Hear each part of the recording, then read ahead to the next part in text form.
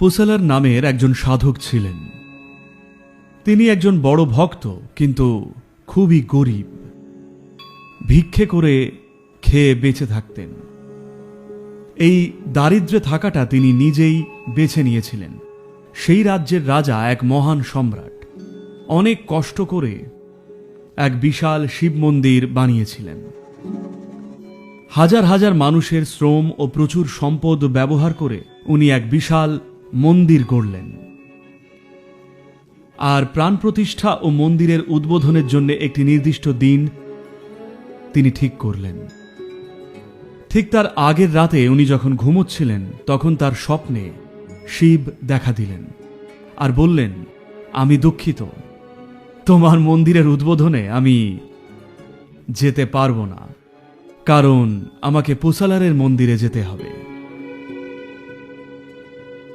রাজা চমকে ঘুম থেকে জাগলেন।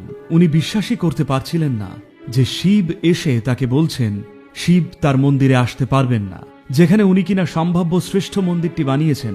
আর শিব যাচ্ছেন কোনো এক অজানা পুসালারের মন্দিরে। তার মন্দির নাকি বেশি ভালো, তাই উনি গিয়ে দেখতে চাইলেন। তো পুসালারের খোঁজে তিনি বেরোলেন। শহরের বাইরেই একটা ছোট্ট কুঁড়ে ঘরে পুসালার চোখ বন্ধ করে বসেছিলেন। রাজা ভেতরে ঢুকে পুসালারকে বাইরে আনলেন আর বললেন, তোমার মন্দির কোথায়? স্বয়ং শিব এসে বলছেন তোমার মন্দির নাকি আমারটার চেয়েও মহান, আর উনি তোমার মন্দিরেই যাবেন, আমারটায় নয়। উনি ওখানে গেলে আমিও সেখানে যেতে চাই। কোথায় তোমার মন্দির? পুসালার খুব লজ্জা পেলেন। উনি বললেন, ও আমার মন্দির? না, ওটা পাথর বা ইটের তৈরি নয়। এই মন্দিরটি আমি শুধু আমার হৃদয়েই বানাচ্ছিলাম। হ্যাঁ, এটা সত্যি কথা যে শিব কথা দিয়েছেন উনি আগামীকাল আমার মন্দিরে প্রবেশ করবেন। কিন্তু আপনি জানলেন কি করে? এখন এই ঘটনাটির মূল ব্যাপারটা হলো, আপনি যদি মনের গভীরে কোনো কাঠামো তৈরি করেন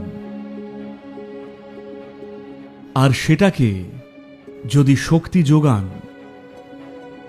বা আরো ভালো যদি সেটাকে স্বয়ং আপনার জীবনের ভিত যে মৌলিক চেতনা তা দিয়ে প্রাণবন্ত করেন, তাহলে সেটা পাথরের মন্দিরের চেয়েও অনেক বেশি বাস্তব হবে। ইট পাথর দিয়ে যা তৈরি করা হয় বা আমাদের চারপাশে যে ভৌতিক বাস্তব আমরা গড়ে তুলেছি, তার চেয়েও এটা অনেক বেশি বাস্তব সত্য হবে।